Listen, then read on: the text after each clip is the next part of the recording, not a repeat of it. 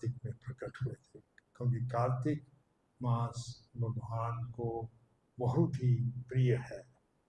ऐसा पुराणों में बताया गया है कि हर एक मास की एक इष्ट देवी होती है, और जो कार्तिक मास की इष्ट देवी है वो श्री राधा रानी है। तो इसलिए भगवान को ये कार्तिक का मास बहुत ही प्रिय है। और इस मास में कोई भी एक्टिविटीज, भक्ति के एक्टिविटीज किए जाए, उसका हमारे को हजारों गुना ज़्यादा फल मिलता है। और समय और खासकर पावन यात्राओं में, जैसे ये तिरुपति की यात्रा है, दिव्य दर्शन है भगवान के, बहुत से स्थान है, पापनाशनम, वहाँ स्नान करने से सब पाप दूर हो जाते हैं। वराहदेव, आदि वराह, जो ओरिजिनल वराह का अवतार जब वहाँ में प्रकट हुए, उनका ये वास था, वो भी वेंकटेश्वर हिल में था।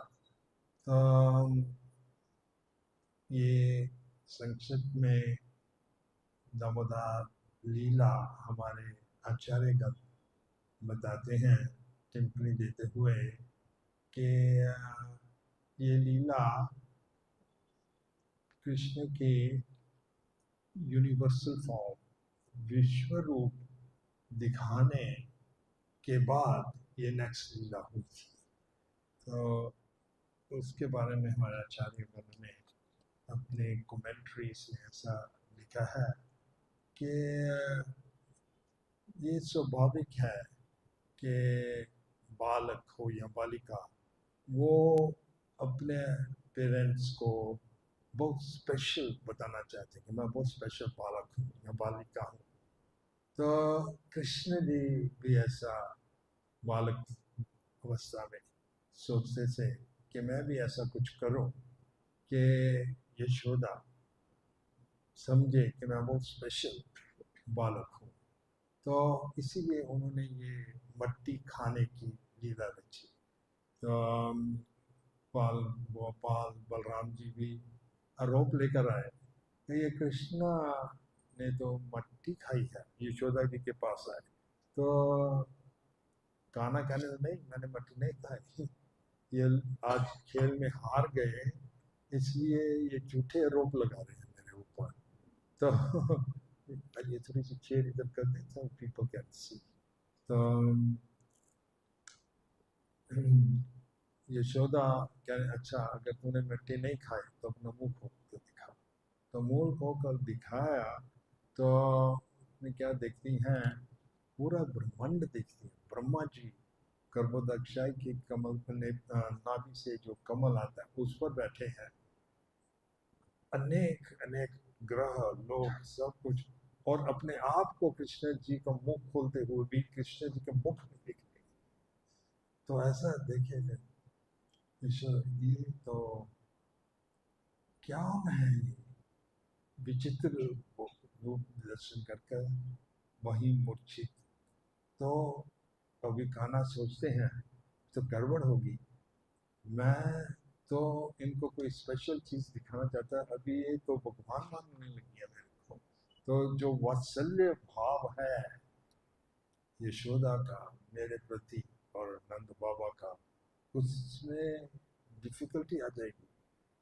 मैं तो उनको तो मुझे अपना लाडला समझकर मानते हैं। दूसरी ओर देवकी और वसुदेव के सामने जब भी प्रकट हुए कृष्णा चतुर्भुज में पहले, तो उन्होंने दंडवत किया दोनों ने। और इधर हम देखते हैं कृष्ण ने अपने बाबा नंद बाबा के पादुक अपने सिर पर लेकर और अन्य सेवा करते हैं उनकी, नंद बाबा की। यहाँ कहीं नहीं मिलता कि नंद बाबा या यशोदा कृष्ण को प्रणाम करते हो या दंडवत करते हैं, वो तो अपना लाडला मानते हैं। तो ये कृष्ण चाहते थे कि अभी गड़बड़ होगी, ये तो मुझे भगवान समझने लग गई है मेरी बात, मुझे तो ये नहीं चाहिए। अभी मुझे कुछ ऐसा करना है कि इनका ये भ्रम नहीं हो कि मैं भगवान हूँ, बल्कि पहले जैसा था वही हमारा भाव रहे, वही रिश्ता रहे, ये मैं उनका पुत्र हूँ। तो इसलिए उन्होंने आगे चलकर ये माखन चोरी की लीला की और बाद में दमोदार की लीला की। हमारे आचार्यगण बताते हैं कि ये जो कृष्ण जी की माखन चोरी लीला और दामोदर लीला, यशोदा माता का उनका बांधने का जो है, यह लीलाएं गोलोक में भी नहीं होती। तो दो वृंदावन है, एक गोकुल वृंदावन है, इस धरती पर जो वृंदावन है उसको गोकुल वृंदावन कहते हैं, और जो आध्यात्मिक आकाश में है उसको गोलोक वृंदावन कहते हैं। तो ये गोलोक वृंदावन जो अध्यात्म, वहां में भी ये कृष्ण जी की लीला, दामोदर की लीला नहीं होती। तो हमारे आचार्यगण ने बताया कि हमारा कितना सौभाग्य है कि ऐसी लीला का हम स्मरण कर सकते हैं, श्रवण कर सकते हैं। तो ये अद्भुत लीला में कृष्ण जी को प्रूव करना था कि अपने मैं तो तुम्हारा लाडला ही हूँ। तो एक बार यशोदा मैया, दीपावली का ही दिन था, दीपावली का दिन था, तो जल्दी उठी, कान्हा पलंग पर ही था और दही चरने मंथन करने लगी, और साथ साथ ये पूरी लिस्ट बनाई थी दीपावली के दिन, बहुत से आइटम्स बनाने थे खाना के लिए, वो भी बहुत स्पेशल दूध से, पद्मागंध, बहुत स्पेशल दूध। खाना उठे, देखा माँ यहाँ साथ में नहीं है, पलंग से कैसे भी उतर के आ गए और पापा पहिए करते करते पहुंच गए, यशोदा की साड़ी पहुंच गई। यशोदा मंथन कर रही थी, लाला को देखकर मंथन करना छोड़ दिया और लाला को दूध बनाने लगे।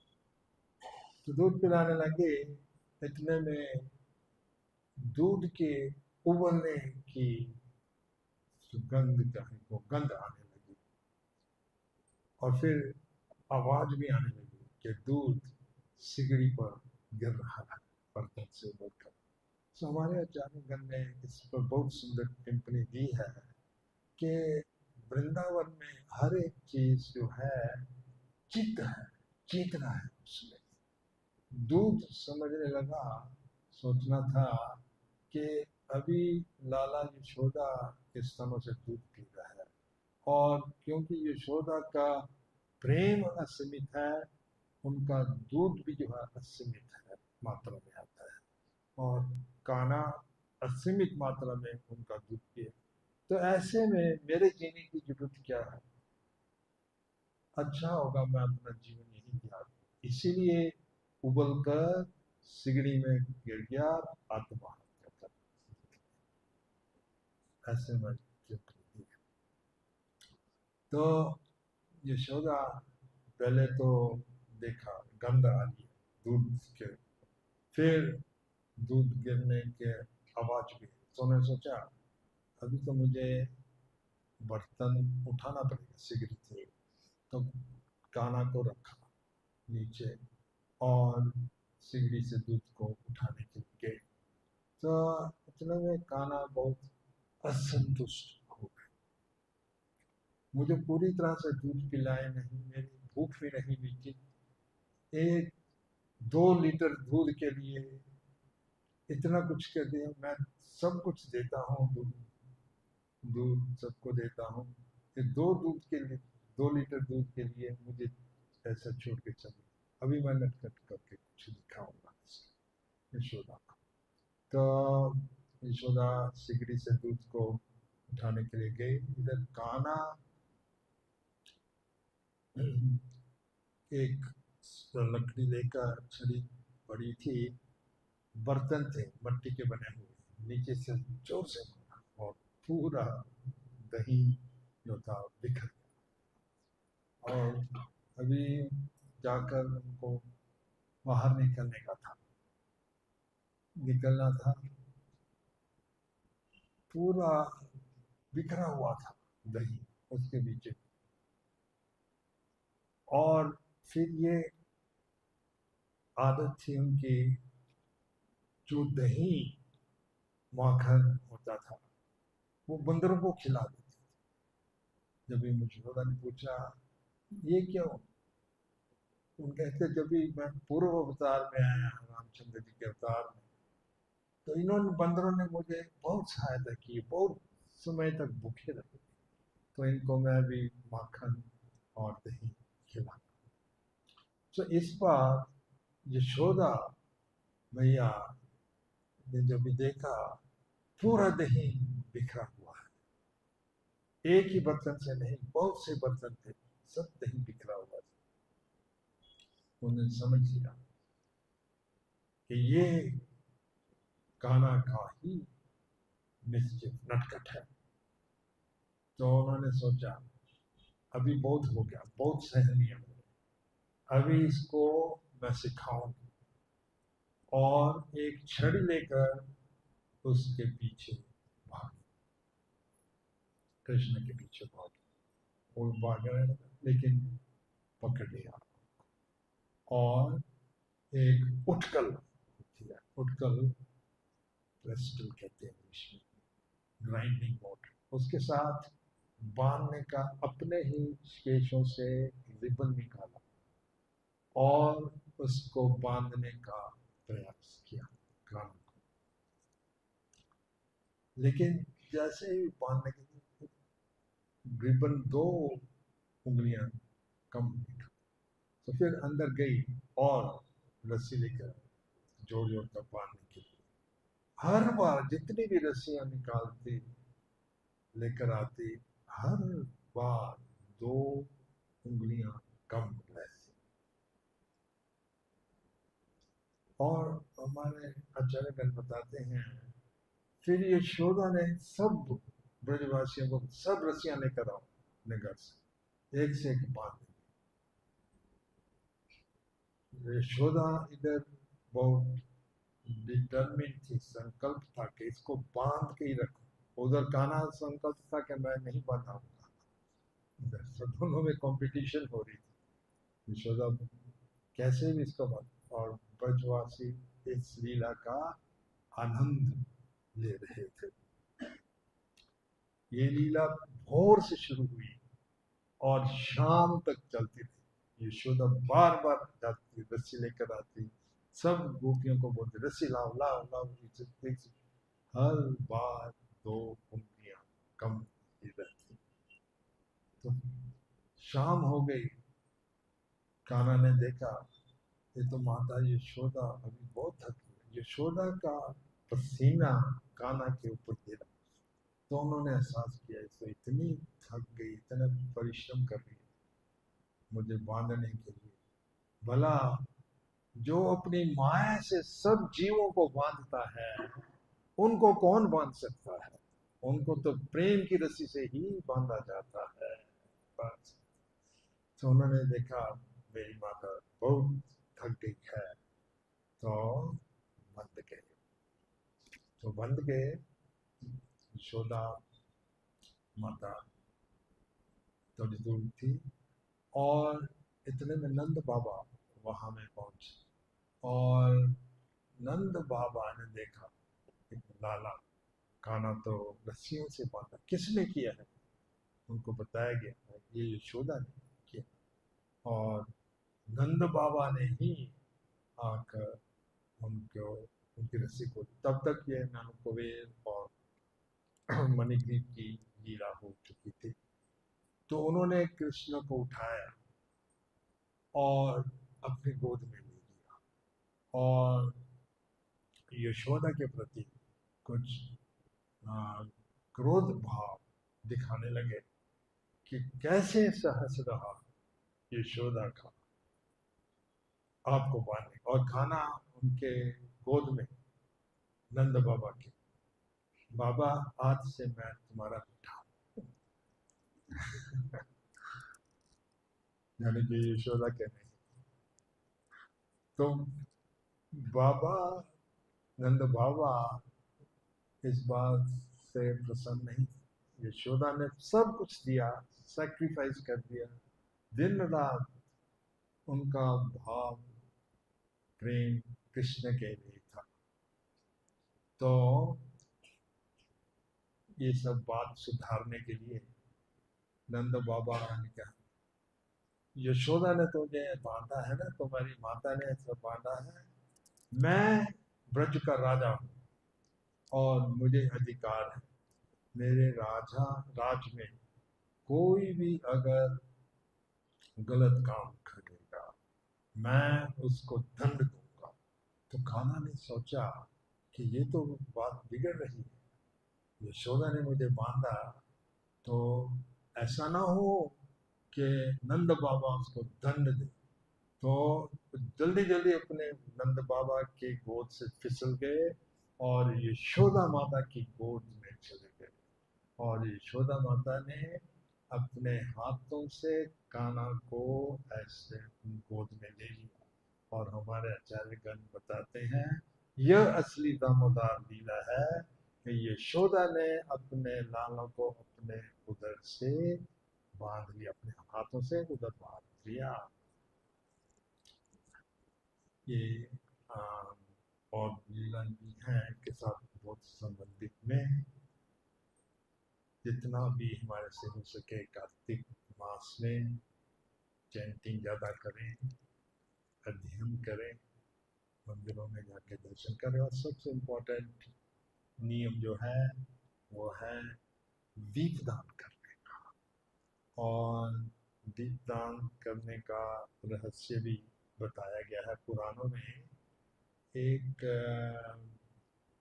प्रिंसेस थी, राजकुमारी। वो हर रोज प्रयाग में सैकड़ों दिए जलाया करती थी, हर रोज। तो उसके कारण पूछा गया कि ये क्या करती। तो उसको अपने पूर्व के जन्म की कथा याद थी। वो ऐसा था कि वो पूर्व जन्म में एक चूहे की योनि में थे। और एक मंदिर था, हरि का मंदिर। वहां में निवास, चूहे कुछ मालूम नहीं था, अज्ञात में थे। भूख जब लगती, चूहे क्या करते, वो जो पुजारी दीपक जला,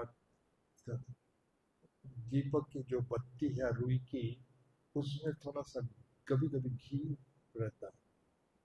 वो घी चूस कर अपनी भूख मिटाते थे, ऐसा ही करते थे। तो एक दिन क्या हुआ, और एक रात को क्या हुआ, तो पुजारी ने आरती की, दीप जलाया, और फिर जो जो थे चूहे आए और घी जो बत्ती में था, कॉटन की बत्ती, घी की बत्ती, वो चूसने लगी।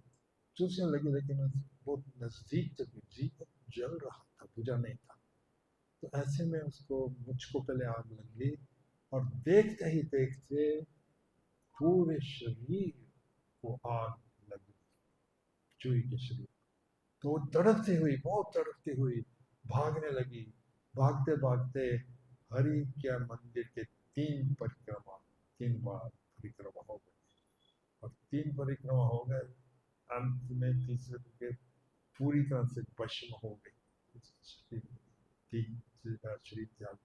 पर ये अनजाने में परिक्रमा करने से, हरि का परिक्रमा करने से उसको अगले जन्म में एक बहुत ऐश्वर्यपूर्ण जन्म मिला, प्रिंसेस, राजकुमारी का जन्म मिला। उसको स्मरण रहा। और इसलिए वो सोची, अज्ञात में, अनजाने, इसको कहते हैं अज्ञात सुकृति। अनजाने में हरि को मैंने दीप जला दिया। अगर जानकर हम जलाएंगे दीप तो उसका कितना पुण्य हमारे को मिल सकता है। तो ऐसी कथा फिर वो उसने सुनाई। और यही हमारे को दीपदान कम से कम एक बार हर रोज करना चाहिए कार्तिक के मास में। अगर 2 टाइम हो जाए सुबह शाम तो अच्छा, नहीं तो कम से कम एक बार करना चाहिए। हरे कृष्णा। सबको बहुत अच्छा लगा, आप सब लोग आए हैं। अनंतस्थान सागर में भी है, सागर से और इंदौर से। बहुत अच्छा, कृष्ण चंद्र प्रभु जी ने इनिशिएटिव लिया। You are from this place near by Andhra Pradesh के हैं प्रभु जी। और मैं भी काफ़ी वर्ष रहा आंध्र प्रदेश में, हैदराबाद में। और एक बार सौभाग्य रहा, उन दिनों में इतनी भीड़ नहीं होती थी। तो एक मेरे मित्र थे, वो एंडोमेंट्स के कमिश्नर, पूरे स्टेट के सब मंदिर उनके अंदर। सौभाग्य रहा कि हम बालाजी के दर्शन बहुत क्लोज से कर पाए। पूरा अभिषेक 1-2 घंटे बैठकर देख पाए। बहुत पुरानी इंसिडेंट है। हम बहुत प्रसन्न हैं हम सबको देखकर। एंड होप आप सबको अच्छा लगा ये ट्रिप। और परसों आप अहोबिलम जा रहे हैं, यहाँ के लोकल टेम्पल्स देखने के बाद अहोबिलम जाना है। तो अहोबिलम नाम कैसे पड़ा, बहुत एक सुंदर कथा है। ब्रीफ में आपको बताएंगे। नरसिंह देव की कथा वहाँ जाकर आप और सुनेंगे। जब भी हिरण्यकाशिपु को नरसिंह देव मार डाला तो उस समय गरुड़ जी पुकारे, ये घटना देखते हो। अहो वीरम, संस्कृत का वर्ड, अहो वीरम, आप बहुत वीर हैं। हिरण्यकाशिपु जो 3 जगतों को सता रहा था, 3 लोगों को सता रहा था, उसको बच गए। ओहो वीरम, आप बहुत वीर। तो ओहो वीरम से ये नाम पड़ा ओहो वीरम। और भी कथा है, हम लास्ट टाइम जो ड्यूटीज मायापुर में गए थे, वहाँ में नरसिंह देव ने जाकर रेस्ट किया, अपने हाथ धोए जलंगी में, वो अलग कथा है। हम गए थे कई बार, मायापुर में भी गए थे कई बार। हाँ हाँ, नरसिंगापल्ली में। यहाँ के बाद हिरण्यकाशिपु को वध करके वहाँ हाथ धोने के लिए, थोड़ा विश्राम करने के लिए गए थे। मेन पॉइंट वॉज अहोबिलम कैसे नाम पड़ा। तो परसों वहाँ में जाएंगे, वहाँ नरसिंह देव की कथा। नरसिंह देव जगन्नाथपुरी में भी पहले आए थे जगन्नाथ जी से, और यहाँ में वराहदेव जी आए थे। वराहदेव, और ये जो वराहदेव है ये आदि वराह हैं, 2 बार वराह के अवतार हुए। ये जो इंसिडेंट है, ये वराहदेव जी का एक छोटा सा मैं प्रसंग सुनाना चाहता हूँ। ये वराहदेव जी जब बालाजी आए थे तो उन्होंने रिक्वेस्ट किया, मुझे थोड़ा सा स्थान दे दो ताकि मैं यहाँ रह सकूं। तो वराह जी ने कहा ठीक है, पर जो भी पिलग्रिम्स यात्री आए वो वहाँ में पुष्करणी स्नान करें पहले, और उसके बाद वो मेरे दर्शन करें, फिर बालाजी के दर्शन करें। तो आजकल ये प्रैक्टिकली है, क्योंकि भीड़ इतनी हो जाती है, हमको दर्शन के टाइमिंग्स के अकॉर्डिंग टू एडजस्ट करना पड़ता है। पर जो भी हो, चाहे बाद में भी करें, पर ये दर्शन करना बहुत इम्पोर्टेंट है। वराह देव का ये ओरिजिनल वराह है। जब भी ब्रह्मा जी ने अपने पुत्रों को आदेश दिया कि आप संख्या बढ़ाओ, पॉपुलेशन बढ़ाओ, तो उन्होंने ये आदेश दिया था अपने पुत्र स्वयंभू मनु को तो स्वयं मनु ने देखा कि ये संभव नहीं है, क्योंकि ये धरती जो है यह पूरे पानी से लिप्त है।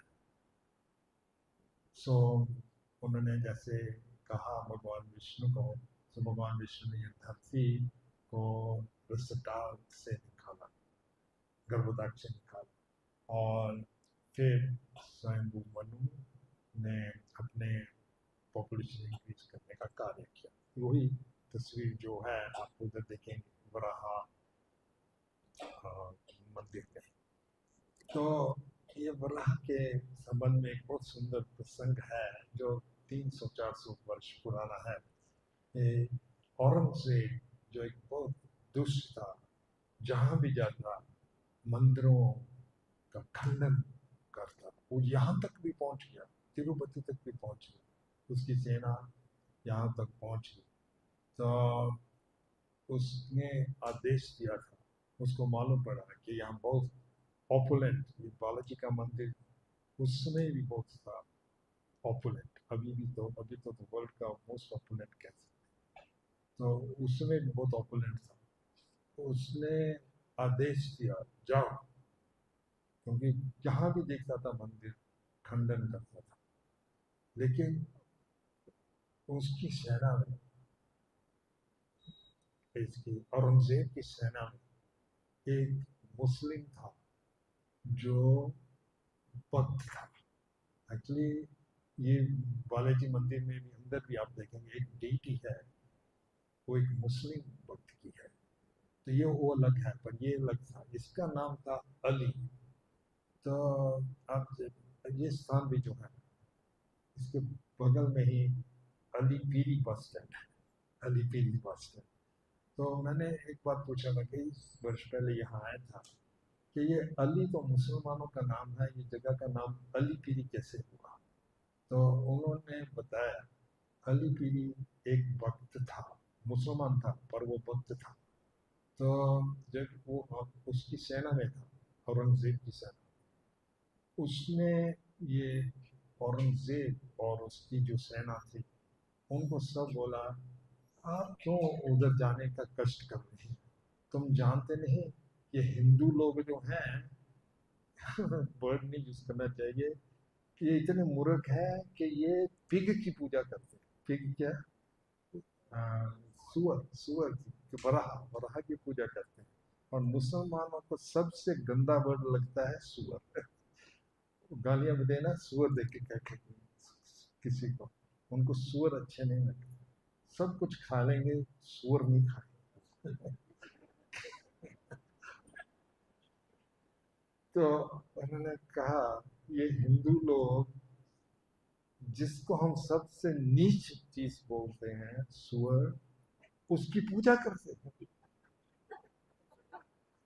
आप मत जाइए उधर, आप टाइम मत वेस्ट करिए उधर जाने के लिए योग्य नहीं। इस तरह से उसने ये औरंगजेब की जो सेना थी उसको डाइवर्ट कर दिया, नहीं तो वो इस मकसद से आया था। तो बाकी के जो डिवोटिस थे उन्होंने जान लिया, हालांकि उसका नाम अली है, उसका नाम अली, उसके पीछे नाम पड़ा अलीपीरी, ये जगह का नाम है अलीपीरी, अलीपीरी बस स्टैंड। तो उन्होंने उनको रेकग्नाइज, इस तरह से उसने ये औरंगजेब की सेना को ऊपर जाने से रोक दिया। तो बहुत और से प्रसंग है। आप सबका बहुत बहुत धन्यवाद। और मैं खाली आज 2 दिन ही रह पाया आपके साथ, क्योंकि मुझे भी वृंदावन जाना है, जैसे प्रभु जी कह रहे थे। कल वृंदावन जाएंगे, कुछ और डिवोटीज वहाँ गए हैं, फिर कभी आप सबका संग होगा। हरे कृष्णा, हरे कृष्णा कृष्णा हरे हरे, हरे हरे राम, हरे शरद पार की जय। हरे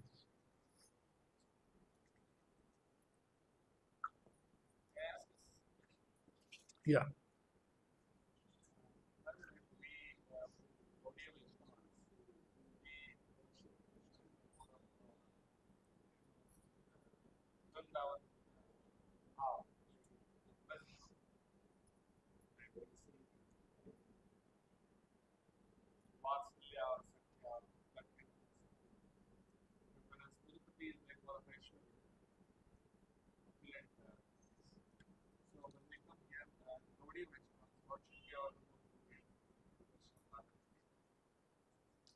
प्रभु जी ने बहुत सुंदर क्वेश्चन पूछा है कि हम गौड़ीय वैष्णव कृष्ण जी को वात्सल्य हो या सख्य हो या माधुर्य हो ऐसे भावों में वर्शिप करते हैं।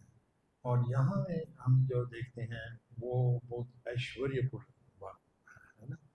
अम, तो जानना चाहिए कि साक्षात एक तो चैतन्य महाप्रभु जी यहाँ आए और उन्होंने भी बहुत से भक्त बनाए। इस अम, बालाजी जो है और उनका भी साथ रिलेटेड जो स्टोरी है उनके वृंदावन लीला से भी रिलेटेड है।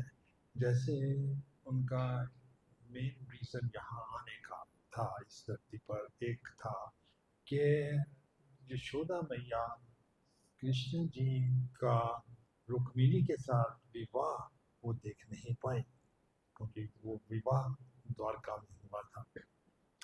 पर यशोदा की बहुत इच्छा थी कि मेरे पुत्र का विवाह देखूं। तो उन्होंने आश्वासन दिलाया था यशोदा को अगले जन्म में जो वहाँ होगा द्वापर युग के बाद कलयुग में जो वहाँ होगा तो उसमें आप मेरा विवाह देख सकेंगी, देख ही नहीं सकेंगी बल्कि आप अरेंज करेंगी। तो यशोदा मैया बकुला देवी बनकर आई थी। बकुला देवी काफ़ी लंबी स्टोरी है, मैं बहुत शॉर्ट में ही बताता हूँ। बकुला देवी ही थी।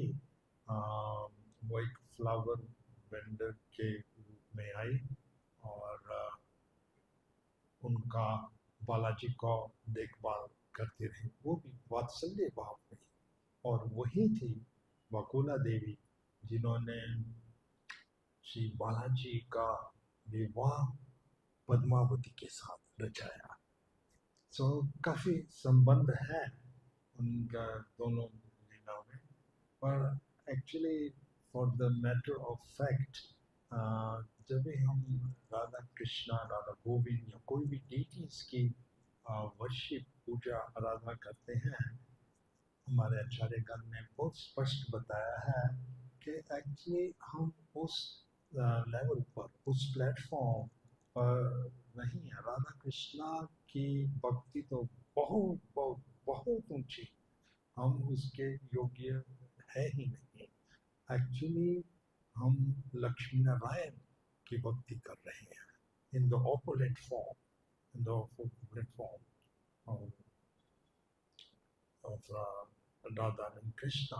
राधा कृष्णा की भक्ति करने बहुत ही ऊंची है। We are actually worshipping Lakshmi Narayan in their opulent forms. So both things are there. So we have to take into account that also. But gradually these relationships will develop. ये जो 5 रस हैं वो develop होंगे। पर initially हम साधना भक्ति जो कर रहे हैं this is actually for Lakshmi Narayan. हम जैसे वाई भी वर्शिप यहाँ ही देखिए कितना ऑपुलेंट वर्शिप है ना। और सब जगह में कई जगह लॉस एंजलिस में कई और जगह सब जगह में सब इस टेम्पल में राधा रस बिहारी जी और कृष्णा एंड राधा वो तो बहुत सिंपल है। वो तो गोप वेश में रहते हैं। यही रथ यात्रा का रहस्य कथा है कि जब भी श्री राधा रानी जी और ब्रजवासी सब गए कुरुक्षेत्र में, उनको मालूम पड़ा कि एक ग्रहण सूर्य ग्रहण लगने वाला है। उनको सूर्य ग्रहण से कुछ मतलब नहीं था, सूर्य ग्रहण के नहीं हो उनके लिए नहीं था मतलब। वो तो गए कुरुक्षेत्र क्योंकि उनको मालूम था कि श्री कृष्ण और बलराम जी वहाँ में आ रहे हैं। तो वहाँ में गए और ब्रजवासियों ने देखा, सब ब्रजवासी आए थे, राधा रानी सब गोपियाँ नंद बाबा यशोदा सब आए। उन्होंने देखा ये तो एक कृष्ण और बलराम जी रथ में सवार हैं क्षत्रियों के वेश में, बहुत ऑपुलेंट वेश, हाथी हैं, घोड़े सवार, कोई कमी नहीं ईश्वरीय की, वो नहीं, उनको ये नहीं भाया, पसंद नहीं हुई। हम कृष्ण जी को इस वेश में नहीं देखना चाहते। हम तो कृष्ण जी को एक साधारण गोप वेश में देखना, बांसुरी बजाते, मोर मुकुट पाए हुए, गायों को चरते, बांसुरी बजाते, उस रूप में देखना चाहते हैं।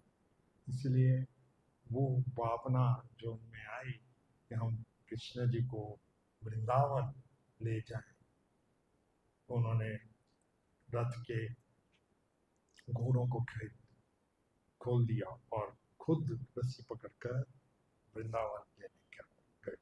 वो भाव रथ यात्रा में आता है। सो पॉइंट ये है, opulence है because we are worshipping actually Lakshmi Narayan. We are not capable to worship Radha Krishna. वो बहुत ऊंचे स्तर की होती है राधा कृष्ण, पर चैतन्य महाप्रभु जी की कृपा से हम we can worship Radha Krishna. हरे कृष्ण।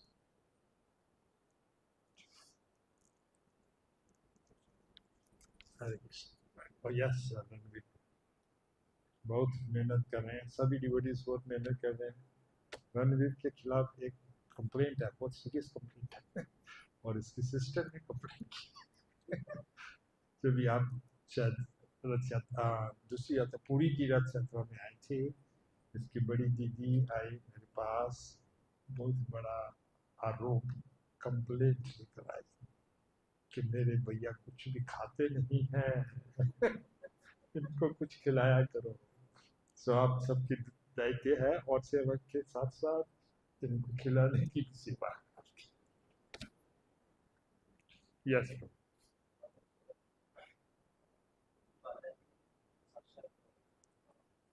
कौन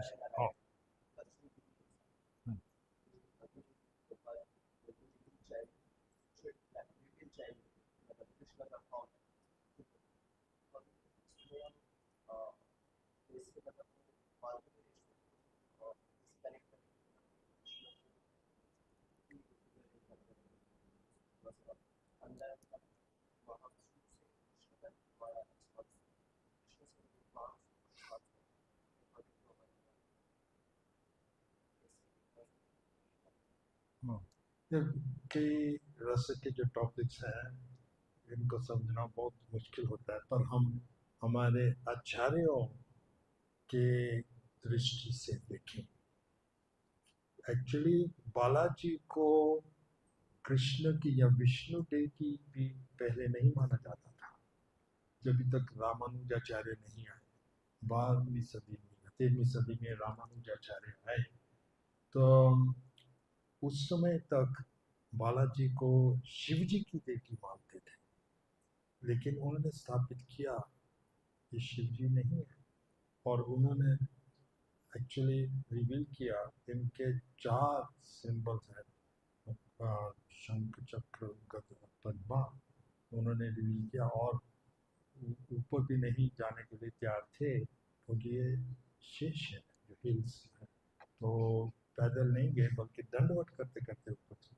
सो कई चीज़ें हैं जो हमारे इतने समझ में नहीं आती, कई चीज़ें जैसे हमारी भक्ति में प्रगति होगी, एडवांस होगी, तो वो हम समझ पाएंगे, क्योंकि ये जो बालाजी की डेटी है, बालाजी की वर्शिप जो है, ये श्री संप्रदाय में आती है, श्री संप्रदाय में आती है।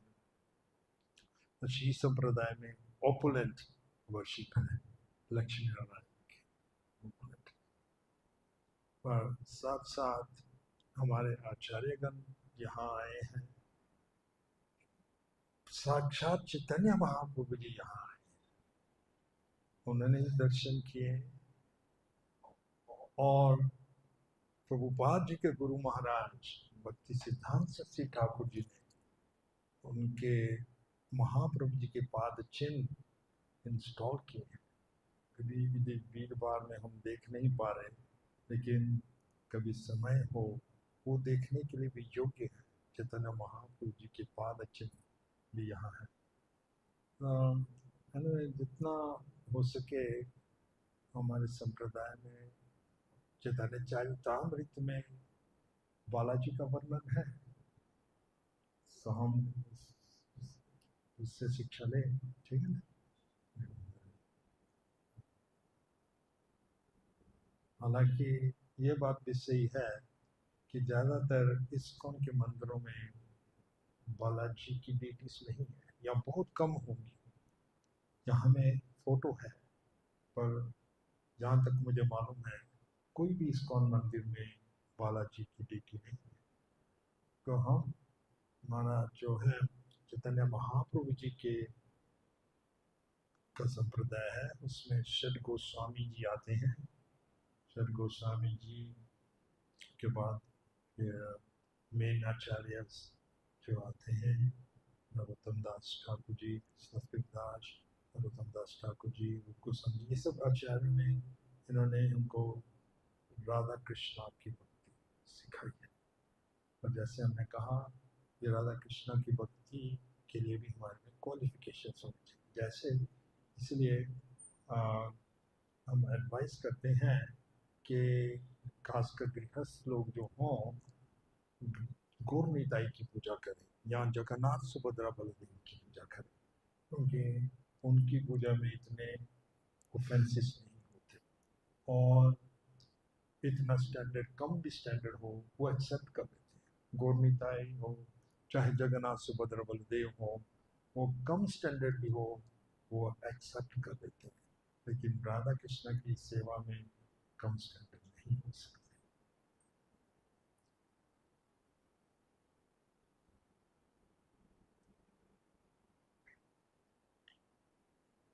Thank you. हरे कृष्ण।